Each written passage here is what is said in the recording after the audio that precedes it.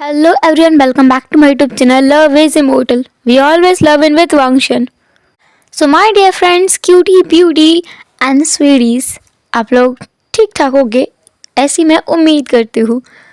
और अगर आप ठीक ठाक नहीं हो तो आई होप मेरी स्टोरी सुनने के बाद में आप चंगे भले हो जाओगे, या तो इसके इमोशंस में बह करके उन सारी फीलिंग्स को महसूस करने लगोगे जो इस स्टोरी में है, या फिर अपने अकॉर्डिंग अपनी ज़िंदगी के कुछ कुछ बीते हुए पलों में उन सारे इमोशंस को ढूंढने की कोशिश करने लगोगे जो कि इस स्टोरी में है।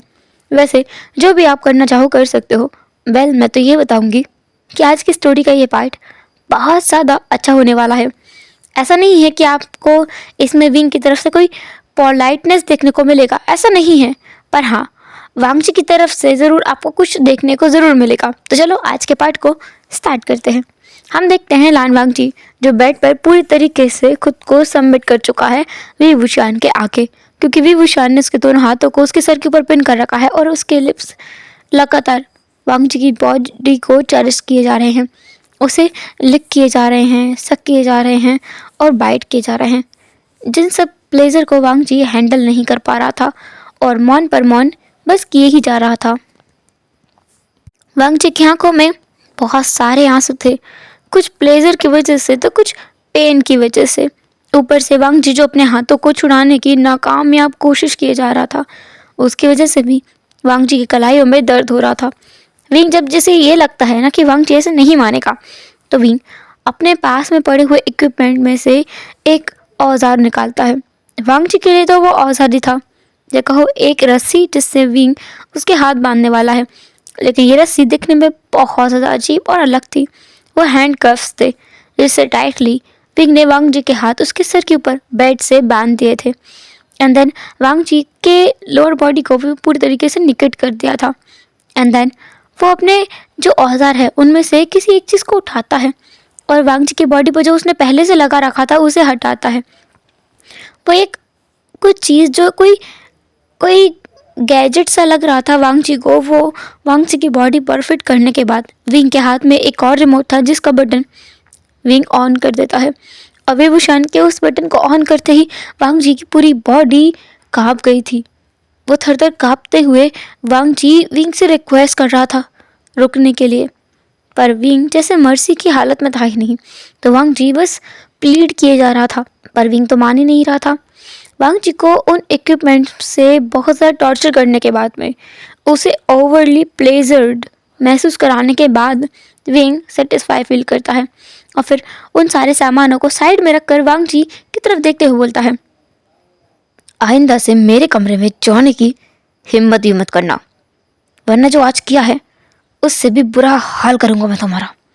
ऐसा बोलकर विंग जो वांगजी को बिना कुछ कपड़े पहनाए, बिना ब्लैंकेट से कवर किए और ना ही उसके हाथ खोले, वहाँ से अपने सामान को वैसा ही छोड़कर उस कमरे से गुस्से में निकल जाता है। वांगजी को बहुत रोना आ रहा था और वांगजी रो भी रहा था, वो सिसक रहा था। वांगजी का गला पूरी तरीके से भर आया था, उसे खुद पर घिन आने लगी थी। बुरा लग रहा था वांगजी को बहुत ज़्यादा। जो कुछ ये सब कुछ हुआ ना उसके साथ, ये बहुत ज़्यादा अजीब था और वो चीज़ें हुई थी जो उसने कभी अपने सपने में भी सोच ही नहीं थी। ये कुछ जो औजारों का या फिर गैजेट्स का इस्तेमाल विंग ने वांगजी के ऊपर किया, वो सारे औजारों को या गैजेट्स को वांगजी ने पहली बार देखा है। उसे तो लगा था कि ये कोई गैजेट हैं जो कि किसी सुविधा के लिए काम आते हैं, या फिर ये कोई खिलौने टाइप के हैं, पर ये तो कुछ और ही है जो कि वांगजी कभी सोच भी नहीं सकता था। वांगजी रो ही रहा था, तब वांगजी देखता है कि दरवाजे के बाहर से नॉक होता है, पर कोई जवाब वांगजी देता नहीं है, बल्कि वो अपने सर को मोड़ लेता है। वांगजी को कुछ टाइम बाद महसूस होता है कि कोई उसके करीब आ रहा है। देन उसे महसूस होता है कि कोई उसे ब्लैंकेट से कवर कर रहा है। ये महसूस होते ही वांगजी तुरंत अपना सर मोड़कर उस तरफ देखता है जहाँ पर मिस्टर ली खड़े थे। मिस्टर ली जिनकी आंखों में भी एक आंसू की परत आ गई थी वांगजी को इस इतनी बुरी हालत में देखकर। मिस्टर ली जिन्होंने वांगजी के हाथों को खोला और कहा, बेटा तुम ठीक तो हो ना? क्या यंग मास्टर ने तुम्हें ज़्यादा परेशान किया? वांगजी कुछ नहीं कहता, बस वो रोता रहता है। मिस्टर ली जो वांगजी को कंसोल करने के लिए बस कुछ शब्द ही कह सकते थे, इसके अलावा वो कुछ और कर नहीं सकते थे। मिस्टर ली जो उन गैजेट्स को उठा करके वांग जी के अलमीरा में रखते थे, वांग जी जो इस बात पर बिल्कुल ध्यान नहीं देता, क्योंकि अभी तो वो उस चीज़ पर ध्यान दे रहा है, उस पेन पर ध्यान है उसका जो उसे अभी अभी विभूषण देकर गया है। मिस्टर ली वांग जी के पास आते हैं, उसके ब्लैंकेट को थोड़ा सा साइड करते हैं और उसकी बॉडी को देखने लगते हैं। फिर वो वांग जी से कहते हैं कि क्या वो वांग जी को मदद करे उसे बात दिलाने में। वांग जी सच में बहुत बुरी मिसरेबल हालत में था।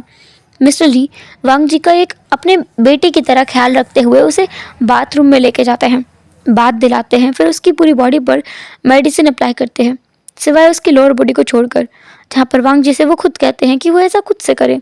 वांग जी वही करता है। इसके बाद मिस्टर ली जो उसे कुछ ढीले ढाले से विभूषण के कपड़े ला कर देते हैं, जो वो वांग जी को अच्छे से पहना देते हैं, और देन उसे बेड पर ले करके बैठ जाते हैं। वांग जी का सर अपने गोद में रखते हैं और उसके सर को सहलाने लगते हैं। वांग जी उनको गले लगाकर काफ़ी देर तक रोता रहता है और रोते रोते ही वो सो जाता है। मिस्टर ली जब उन्हें महसूस होता है कि वांग जी सो चुका है, तब वो वांग जी की तरफ एक एक टक देखते हैं।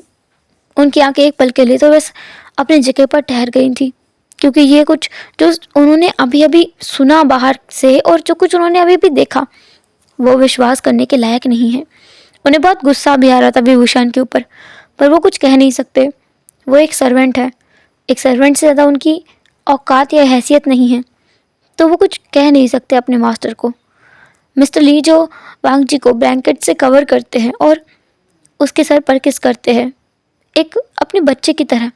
एक दिन में ही उन्हें समझ आ गया है कि ये जो बच्चा यहाँ है ना, बहुत मुसीबत में है, क्योंकि अगर कोई और होता तो वो खुश होता विभूषण की इतनी अटेंशन पाकर, पर ये नहीं है। वांग जी जो वहाँ पर सो चुका था, अगली बार जब वांग जी अपनी आंखें खोलता है तो वो किसी को ऐसा पाता है जैसे वो किसी की बाहों में है और किसी ने उसे बहुत टाइटली होल्ड करके रखा हुआ है। वांग जी धीरे धीरे अपनी आंखें खोलता है और उस पकड़ से उस जाल से निकलने की कोशिश करता है, और जब वांग जी उस पकड़ से नहीं निकल पाता तो वो चिल्लाने लगता है, चीखने लगता है और बहुत ज़्यादा रिक्वेस्ट करने लगता है उस इंसान से जिसने उसे पकड़ा हुआ है इतने ज़ोर से कि वो वहाँ से उस चंगुल से निकल ही नहीं पा रहा है। वांग जी जब जिस तरह से करके खुद को थोड़ा सा दूर करता है और उस इंसान का चेहरा देखता है तो वो अपनी जगह पर जम जाता है। वहाँ पर उसे डेविल स्माइल करता हुआ विभूषण दिखाई दे रहा था, जिसकी लाल आंखें थी और जो वांग जी को अपनी भूखी आंखों से देख रहा था। वांग जी कहता है, मुझे माफ़ कर दो, उस दिन मेरी गलती थी, मैं मानता हूँ, पर मैं मजबूर था, मैं अपनी माँ के लिए मजबूर था।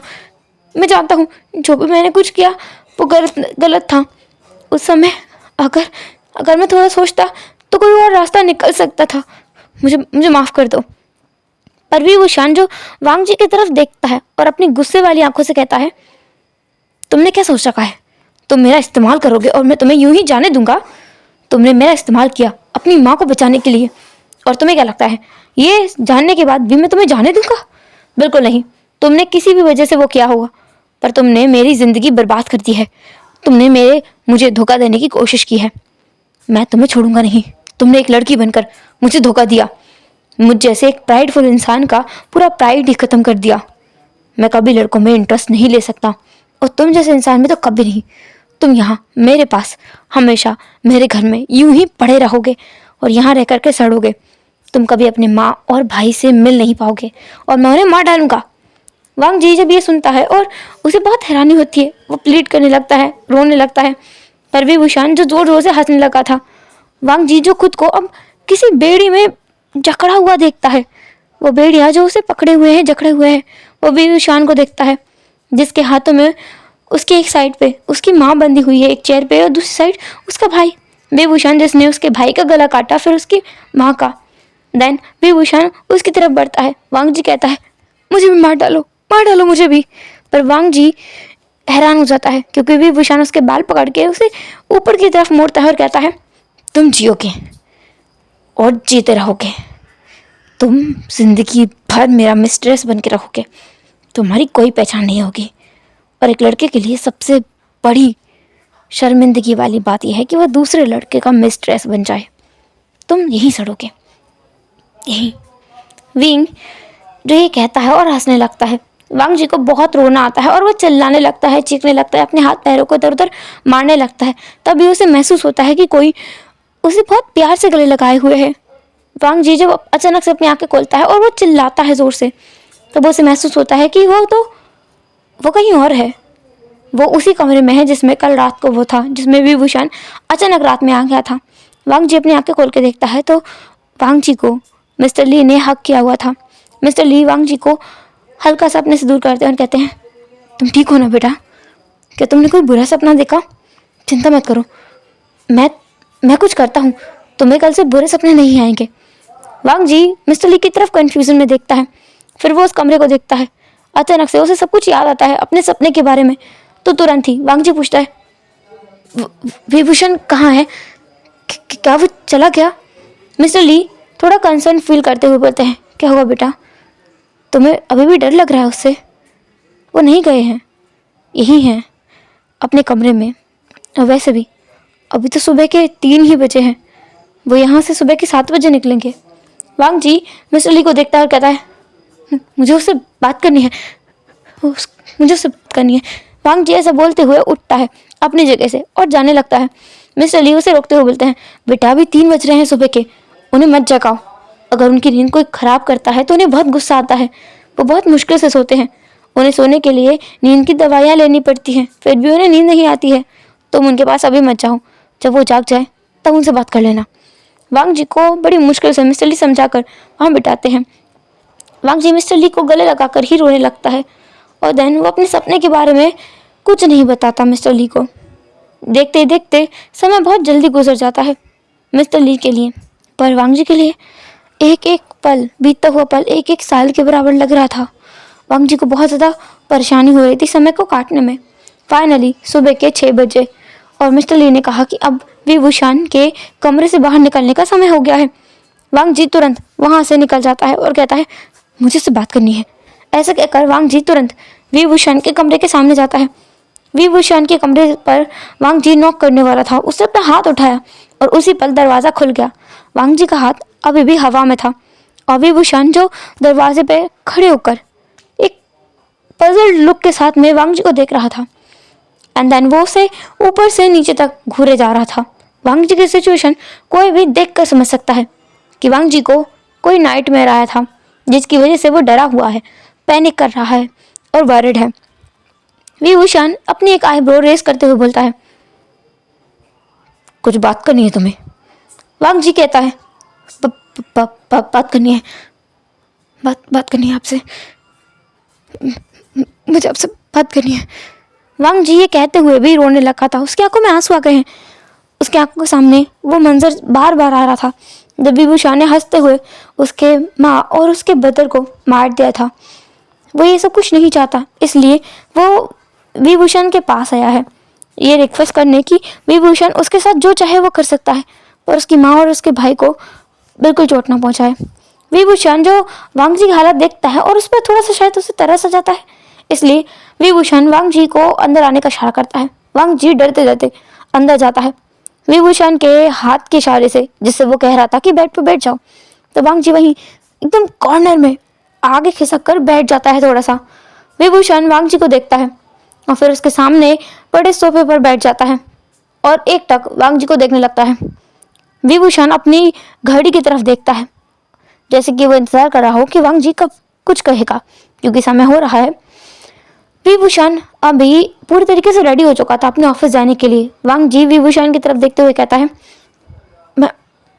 मैं वो मेरी माँ, भाई, वो मैं। वांग जी कुछ बोल ही नहीं पा रहा था। वांग जी के हाथ पसीने से भीग चुके थे। इतने एसी में भी वांग जी को पसीना आ रहा था। विभूषण एक गहरी सांस छोड़ता है और कहता है, तुम्हारी माँ और तुम्हारे भाई को मैं कोई नुकसान ना पहुंचाऊं, यही कहना चाहते हो? वांग जी कहता है, हाँ हाँ हाँ हाँ हाँ, यही ठीक है, नहीं पहुंचाऊंगा, पर इसके बदले में तुम्हें कुछ तो करना पड़ेगा। वांग जी कहता है, जो भी तुम कहो मैं करने को तैयार हूँ, जो भी आप कहें सब कुछ करूँगा मैं, सब कुछ। मेरी माँ और भाई को कुछ मत करना, उन्हें कुछ मत करना, मैं कुछ भी करूँगा। विभूषण, जिसको थोड़ा शक होता है कि ये इंसान इतना ज़्यादा मासूम है, ये वैसी हरकत कर ही कैसे सकता है। लेकिन ये सोचते ही विभूषण को जो 1 साल पहले हुआ था वो सब कुछ याद आ जाता है, जिसके बाद उसका गुस्सा फिर से आसमान छूने लगता है और इसलिए वो वांग जी के पास आता है और उसके जॉ लाइन को ग्रैब करते हुए बोलता है, तुम्हें क्या लगता है तुम अपने इस मगरमच्छ के आंसुओं से मुझे बेवकूफ़ बना सकते हो? मैं तुम जैसे लोगों को बहुत अच्छे से समझता हूँ। तुम लोग पैसों के लिए कुछ भी कर सकते हो। तुम एक लड़के हो, फिर भी तुमने खुद को लड़की की तरह बनाया और अपने जिस्म को मुझे बेच दिया, है ना, पैसों के लिए। अब मैं तुम्हें दिखाऊंगा कि पैसा होने पर भी इंसान कुछ नहीं कर पाता। तुम्हें पैसा चाहिए ना, रुको। ऐसे बोलकर विभूषण जो अपने बेड साइड के ड्रॉअर के पास आता है और वहां से एक बंडल उठाता है काफ़ी सारे कार्ड्स का। देखने में लग रहा था कि सारे क्रेडिट कार्ड्स हैं। वो कार्ड का बंडल जिसमें लगभग 25 से 30 क्रेडिट कार्ड होंगे अलग अलग बैंक्स के। वो सारे क्रेडिट कार्ड उठा करके वांग जी के हाथ में रखते हुए विभूषण बोलता है, इसमें बहुत सारा पैसा है और अब मैं देखता हूँ इतना पैसा होने के बावजूद भी तुम कर क्या लेते हो, जब तुम इस घर से कभी बाहर ही नहीं निकल पाओगे। और तुम्हें बहुत शौक है ना लग्जूरियस लाइफ जीने का, तुम यहीं इस घर में जियोगे, इस घर से बाहर निकल ही नहीं पाओगे, ना आज न कल न जिंदगी में कहीं कभी। और रही बात तुम्हारे माता और भाई के, तो मैं वादा करता हूँ तुम्हारी मॉम एंड ब्रदर को कोई नुकसान नहीं पहुँचाऊँगा जब तक कि तुम इस घर में रहोगे। लेकिन अगर तुमने यहाँ से भागने की कोशिश की तो मैं गारंटी नहीं दे सकता। वांग जी देख पा रहा था कि विंग सच में बहुत सीरियस है, तो जो भी वो कह रहा है वो सच ही कह रहा होगा। वांग जी के पास विंग पर विश्वास करने के अलावा कोई और चारा नहीं था। वांग जी उन कार्ड्स को वापस वही रख देता है बेड पर और कहता है, ठीक है, तुम जो कहोगे मैं वो करूँगा, पर मेरी मॉम को और ब्रदर को कुछ नहीं होगा ना? वांग जी की बात पर विभूषण वांग जी को देखता है अपनी टेढ़ी गर्दन करके और कहता है, ठीक है, नहीं करूँगा, तो आज से तुम मुझे विंग कह के बुलाओगे। वांग जी अपने जो सलाइवा है ना उसे सॉलो करते हुए बोलता है, क्यों? विभूषण पीछे मुड़कर कहता है, तुम्हें मैंने विंग कहने के लिए कहा है, क्यों बुलाना है ये पूछने के लिए नहीं। वांग जी कहता है, ठीक है, मैं समझ गया। मैं आपसे आपको तुम मुझे तुम ही कहोगे। वांग जी इन सब बातों को ना ऑर्डर की तरह दे रहा था और ये सच में ऑर्डर दे रहा था विंग। तो वांग जी कहता है, ठीक है, अब से मैं तुमको विंग कहूँगा। हाँ। इसके बाद विंग जो वांग जी की तरफ देखता है उसकी तरफ करीब आते हुए कहता है, और तुम्हें मुझे खुश रखना है एक मिस्ट्रेस की तरह। तुम्हें छोटे छोटे रिवीलिंग कपड़े पहनने हैं मेरे लिए। तुम्हें लड़कियों की तरह मेकअप करना है। नकली विग लगाना चाहो तो लगा सकते हो, न लगाना चाहो तो तुम्हारी मर्जी, पर तुम्हें काफ़ी अच्छा मेकअप करके रहना है मेरे सामने। मुझे हर पल सेड्यूस करना है। अपने हाथों से खाना बना कर खिलाना होगा। एक अच्छे मिस्ट्रेस की तरह अपने मास्टर को खुश रखना होगा। मंजूर है? वांग जी कहता है, मंजूर है, सब मंजूर है, सब कुछ मंजूर है।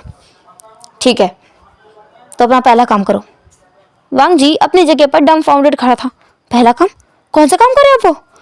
पर विभूषण वांग जी की तरफ अपनी एक आईब्रो उठाते हुए देखता है और कहता है, तुम्हें नहीं पता कि तुम्हें क्या करना है।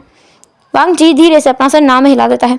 विभूषण एक गहरी सांस छोड़ता है, फिर बाद में वो अपने फ़ोन को उठाता है और वांग जी को दे देता है। देन वो कहता है कि इसमें वांग जी सर्च करे कि एक मिस्ट्रेस क्या क्या करती है अपने मास्टर को खुश रखने के लिए, सुबह से लेकर के रात तक, और रात में भी क्या क्या करना होता है, सब कुछ वांग जी को पढ़ना है। और हाँ, वांग जी किसी को भी फ़ोन लगाने की कोशिश बिल्कुल ना करे, क्योंकि यहाँ पर इंटरनेट नहीं मिलता। वांग जी फिर पूछता है, तो मैं रिसर्च कैसे करूँगा, इंटरनेट नहीं है। वांग जी की बात पर विंग उसे बस घूर कर देखता है, लेकिन फिर विंग कहता है कि वांग जी चाहे तो कुछ भी सर्च कर सकता है, उसे वो मिलेगा, लेकिन कॉल वाला इंटरनेट यहाँ नहीं मिलता। वांग जी को एक्सप्लेनेशन मिला था जिसकी वांग जी को उम्मीद नहीं थी। खैर, वांग जी जो उसमें सर्च करने लगता है वो किसी को कांटेक्ट नहीं करेगा, अगर किया तो क्या विभूषण को पता नहीं चलेगा? तुरंत पता चल जाएगा, और पता चलते ही विभूषण उस इंसान को तुरंत उठवा लेगा और उसे टॉर्चर भी कर सकता है। इसलिए वांग जी किसी के भी जिंदगी के साथ में रिस्क नहीं ले सकता। वांग जी चुपचाप से सब कुछ पढ़ने लगता है। लगभग 1 घंटे के बाद में वांग जी के पास विंग आता है और उससे अपना फोन वापस छीन लेता है। देन विभूषण वांग जी से कहता है, बाकी की इन्फॉर्मेशन तुम रात में ले लेना, और जो कुछ समझ नहीं आया वो मेरे बटलर से पूछ लेना। चलो मेरे साथ। वांग जी विंग के पीछे पीछे चलने लगता है। वांग जी विंग के पीछे पीछे डाइनिंग एरिया तक आता है। विंग कहता है, क्या अपने मास्टर को इस तरीके से इस होली में ट्रीट किया करोगे? तुम मुझे इस तरीके से सिड्यूस करोगे? हाँ। विंग अपनी एक आईब्रो उठाते हुए ही बोलता है, एक अलग ही एटीट्यूड के साथ में। उसका ईगो हर एक शब्द में झलक रहा था, उसके बोलने के स्टाइल में भी। लेकिन हाँ, एक बात कह सकते हैं कि विभूषण देखने में काफ़ी ज़्यादा सेक्सी लग रहा था। उसका हॉटनेस के तो कोई जवाब ही नहीं था। ये सब हरकतें करते हुए वो एक्सट्रीमली डार्क ऑरा कैरी करने वाला एक मैन लग रहा था, जिसके प्रति हर एक लेडी अट्रैक्टिव फील करे। सच में उसके लिए तो कोई लड़का भी बहुत ज़्यादा अराउज्ड फील कर सकता है, सिर्फ उसके एक लुक से। वांग जी जो इस तरफ नहीं सोच रहा था, उसका दिमाग था कि वो कैसे प्लीज़ करे अपने मास्टर को, तो वो वही करता है जो उसने फ़ोन में पढ़ा था। वहाँ से वो फूड उठाता है एक प्लेट में और विभूषण को अपने हाथों से खिलाने लगता है। पर वांग जी के हाथ तो काँप रहे थे और वांग जी बार बार अपने सलाइवा को सॉलो किया जा रहा था। हाँ, इस वजह से नहीं क्योंकि उसे हॉट फील हो रहा है या वांग जी को विंग बहुत सेक्सी लग रहा है, इसका अपोजिट था, बल्कि उसे डर लग रहा था बहुत ज़्यादा। इस वजह से वांग जी बहुत ज़्यादा अपने हाथों को कांपने से रोक नहीं पा रहा था। पर विभूषण स्मिक करते हुए उस खाने को खाता है। वांग जी के कांपते हुए हाथों से ही उसे बड़ा मजा आ रहा था इस लड़के को इतना ज़्यादा डरा हुआ पाकर। वांग जी को इतना डरा हुआ पाकर विंग को तो ज़्यादा यकीन ही नहीं हो रहा था कि कोई उससे इतना ज़्यादा भी डर सकता है। खैर, विंग अपना ब्रेकफास्ट करता है और फिर बाद में वहाँ से निकल जाता है। वांग जी को तब जा करके एक राहत वाली फीलिंग आती है कि चलो ये गया तो। इसके बाद में मिस्टर ली वांग जी से पूछते हैं कि उसने क्या बात की।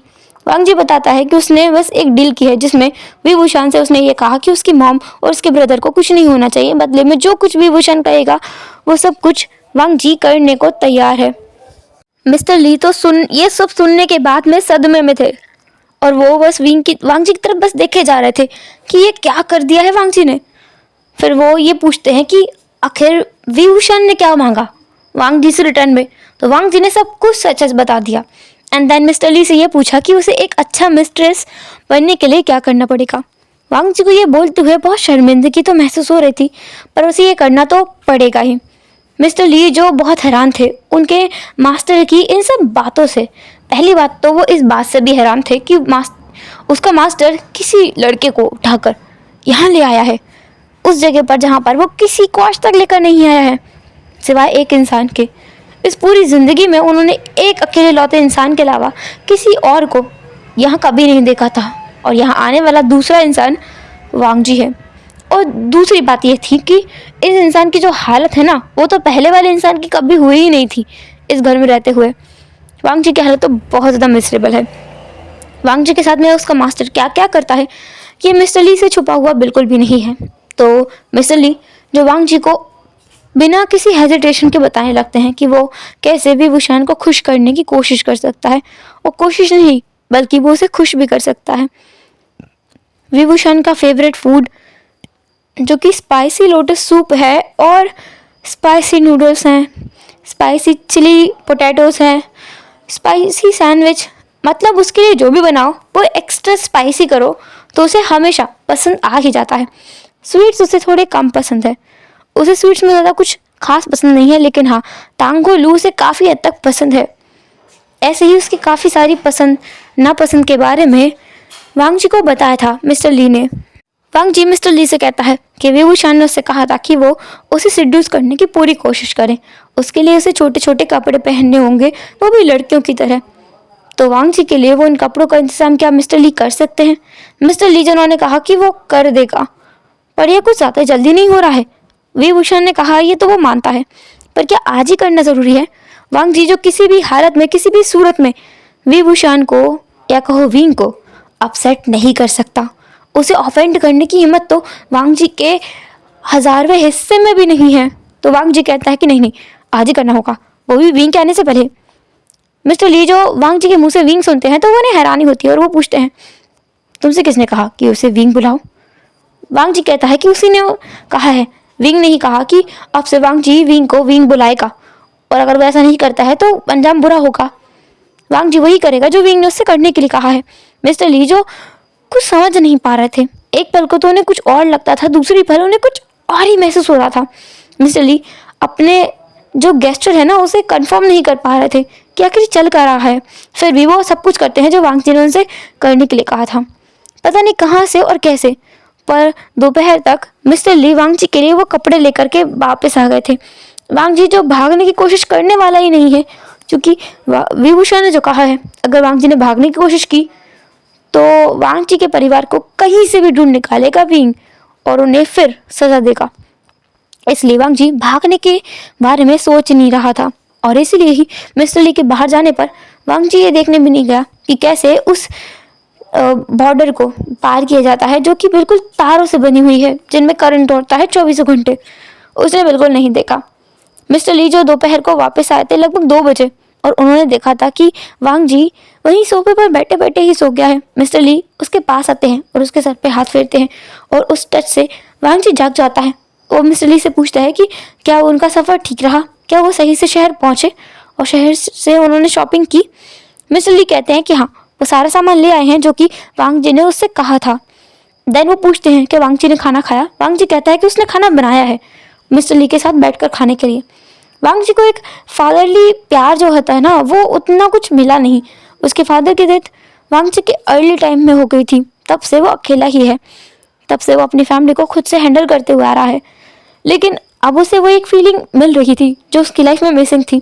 लेकिन वो अपनी मॉम को बहुत मिस कर रहा था, और अपने छोटे भाई को भी जो कि बहुत ज़्यादा शरारती हो गया है। पता नहीं वो दोनों कैसे रह रहे होंगे। न्यू हुसैन उनका ख्याल तो रख ही रहा होगा। एक बात ये भी थी कि वांग जी एक बार बस न्यू हुसैन को ये बताना चाहता था कि वांग जी बहुत सेफ है अपनी जगह पर, और न्यू हुसैन से रिक्वेस्ट करना चाहता था कि कुछ टाइम और क्या वो उसकी फैमिली को रख सकता है। पर वांग जी इस बात में भी श्योर नहीं था कि विभूषण वांग जी को अपने साथ कब तक रहेगा। हो सकता है कि वांग जी यहाँ से कभी भाग ही ना पाए।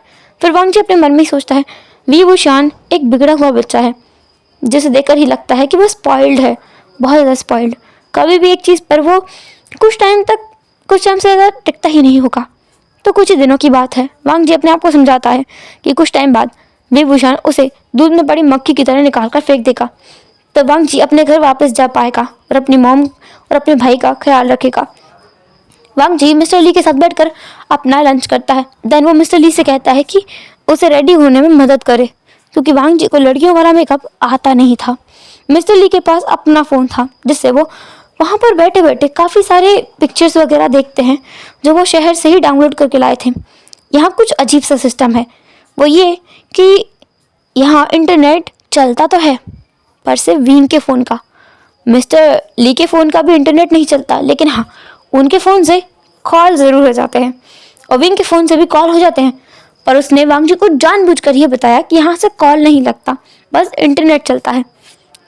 खैर मिस्टर ली जिन्हें पहले से ही पता था कि यही सब कुछ होगा, उन्हें मेकअप वगैरह तो देखना ही पड़ेगा, और ड्रेस कैसे पहनते हैं इसके बारे में वीडियोस वगैरह आर्टिकल्स वगैरह पढ़ने ही पड़ेंगे।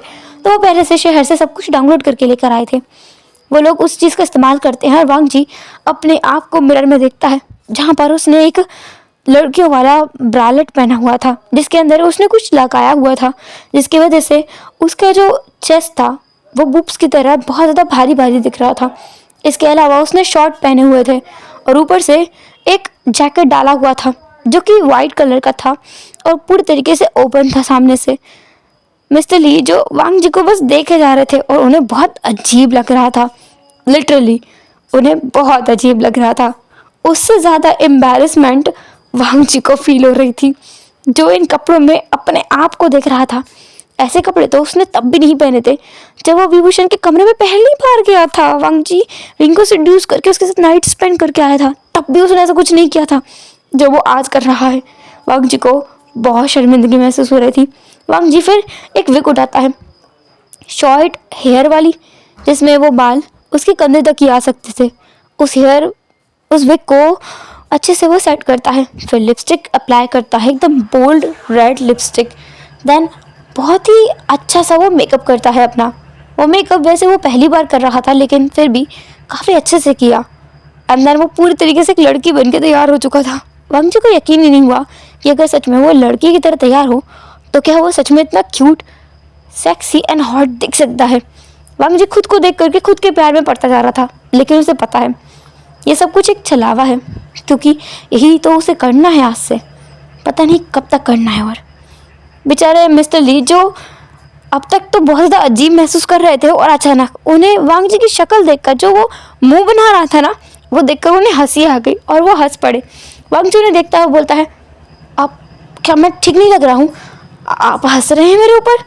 मिस्टर ली हंसते हुए बोलते हैं, नहीं नहीं बेटा, ऐसी बात नहीं है, तुम बहुत प्यारे लग रहे हो। और हंसी तो मुझे इस बात से आ रही है कि तुम कितना ज़्यादा मुंह बना रहे हो। अगर तुम्हें ये नहीं पसंद है तो मत करो।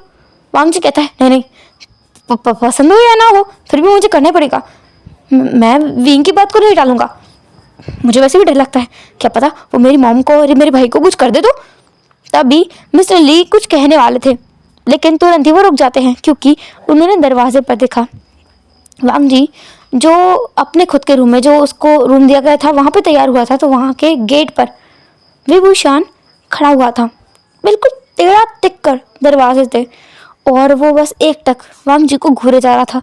पता नहीं वो यहाँ कब से आया हुआ है और कब से इस पोजीशन में एकदम टेढ़ा खड़ा होकर अपने पैर को इंटरवाइन करके और अपने चेस्ट पर अपने दोनों हाथों को फोल्ड करके खड़ा हुआ है, और एकटक वांग जी को देखे जा रहा है। साथ ही उसकी जो इंडेक्स फिंगर है वो अपने हाथ पर बार बार टैप कर रहा है। वो पोजीशन बहुत ज़्यादा ऐसी थी जैसे वो बस किसी चीज़ को एडमायर कर रहा हो। वांग जी की सांसें तो जैसे अटक गई थी विभूषण को वहाँ देखकर, और उसके जो पिंक रश थे जहाँ पर उसने ब्लश लगाया था वो और ज़्यादा पिंकिश हो गए, जो वांग जी को एहसास भी नहीं हुआ। विभूषण जो चलकर धीरे धीरे से आगे आता है, वांग जी के करीब और ज़्यादा करीब। जैसे जैसे विंग करीब आ रहा था वैसे वैसे वांग जी के दिल की धड़कन तो बुलेट एक्सप्रेस की तरह तेज़ होती जा रही थी। वांग जी को समझ ही नहीं आ रहा था कि ये क्या हो रहा है। वांग जी फिर भी अपने आप को कंट्रोल करता है, और मिस्टर ली जो वहाँ से तुरंत निकल जाते हैं, क्योंकि अब विंग आ गया है तो उनका यहाँ पर कोई और काम नहीं है। विंग जो वांग जी की तरफ देखता है, उसकी आंखों में देखते हुए कहता है, तुम सच में अच्छे लग रहे हो। अगर तुम अपनी आंखों में नीले रंग के लेंस और लगाते तो तुम ज़्यादा अच्छे लगते। मंगाए हैं? वांग जी अपने सामान में देखता है, वहाँ पर लेंसेज थे। एक लेंसेज की डिब्बी थी जिसमें काफ़ी कलर के डिफरेंट कलर के लेंसेज लगे हुए थे। असल में बात यह है, जब मिस्टर ली बाज़ार पहुँचे थे शहर में, तब उन्होंने विभूषण को मैसेज करके बोला था कि वांग जी चाहता है कि वो लड़कियों वाला सामान खरीदने आए, इसलिए वो आए हैं, तो विंग बता दे कि क्या क्या खरीदना है। तो जो कपड़े वांग जी को वो पहनाना चाहता है, उसकी फ़ोटोज़ एंड मेकअप का सामान, सारी चीज़ों की लिस्ट लंबी सी मिस्टर ली को विंग ने ही भेजी थी, जो वो खरीद कर लाए हैं। वांग जी वहीं बैठा हुआ था, और वांग जी को विंग मिरर की तरफ मोड़ देता है, और उसके कंधे से एकदम करीब आते हुए वो उस लेंस के डिब्बे कूद आता है। वांग जी जैसे अपनी जगह पर बुत बन गया था, क्योंकि विंग ने ये गेस्चर तो उसे कभी नहीं दिया था। विंग जो वहाँ से कुछ लेंसेज उठाता है, फिर वांग जी की तरफ अपना फेस करता है, और वांग जी विंग की आंखों में देखने लगता है। विंग जो बहुत ही स्मूथली वांग जी की आंखों में उन लेंसेज को लगा देता है। वांग जी की दोनों आंखें बंद थी।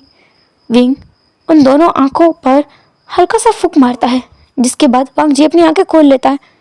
वांग जी की उन नीली आंखों को देखकर विंग को अपने दिल ही दिल में बहुत अजीब सा एहसास हुआ। वो अजीब सा एहसास जो वो कभी किसी को बयान नहीं कर पाएगा, कभी भी नहीं। और इसी एहसास के साथ में वो एक बड़ी सी स्माइल करता है एंड वांग जी के हाथ को बहुत जेंटली पकड़ता है, इतने जेंटल वे में जितना वांग जी ने कभी सोचा भी नहीं होगा। और उसी जेंटल वे में पकड़ते हुए विंग उसे खड़ा करता है एंड देन उसकी कमर में हाथ डालता है, उसके उस जैकेट के अंदर से ही, जो कि उसकी कमर थी बिल्कुल निकट थी, और उसकी मिल्की वाइट बॉडी का जो एक्सप्लोजर हो रहा था वो वांग जी की तरफ विंग को और अट्रैक्ट कर रहा था। वांग जी को विंग अपनी तरफ खींच लेता है और उसकी आंखों में देखते हुए कहता है, परफेक्ट। तुम बिल्कुल मेरे परफेक्ट मिस्ट्रेस लग रहे हो। मैं चाहता हूँ कि तुम रोज़ यूं ही मेरे लिए सुबह और शाम मेकअप करो। कल से तुम्हें मुझे सुबह जगाने के लिए आना है, पूरे अच्छे मेकअप में, समझे? वांग जी गल्प करते हुए अपना सर हाँ में हिला देता है। विंग कहता है, हाँ में सर नहीं हिलाना है, बोलना है मुंह से। मेरी हर एक सवाल का जवाब मुझे शब्दों में मिलना चाहिए, तुम्हारी साइन लैंग्वेज में नहीं। वांग जी कहता है, जी जी, मैं कल आपको चिपकाने आऊँगा। हकलाना नहीं है। किसी का मिस्ट्रेस अपने मास्टर से हकलाकर बात करके उसे इम्प्रेस कर सकता है क्या? मैंने तुम्हें सही बोलने की ट्यूशन क्लास नहीं खोल रखी है। ऐसा बोलते हुए विंग की ग्रिप वांग जी के वेस्ट के अराउंड बहुत टाइट होती जा रही थी। तो वांग जी अपनी सांस को थोड़ा काबू में करता है और एक अपने मन में गहरी सांस लेते हुए कहता है, मैं कल आपको जगाने आ जाऊँगा सुबह सुबह। ये पहले से बेटर था शायद, इसलिए विंग ने अपनी पकड़ को थोड़ा सा लूज किया और वांग जी के कमर में हाथ डालते हुए कहा, ओके तो चलो, मुझे भूख लगी है। ऐसे बोलकर वांग जी को वो अपने रूम में ले जाता है, ना कि डाइनिंग एरिया में। एंड क्यों लेके जाता है, इस बात का आंसर आपको नेक्स्ट एपिसोड में मिलेगा। तब तक के लिए मेरा इंतज़ार करना एंड अपना ख्याल रखना। Bye bye.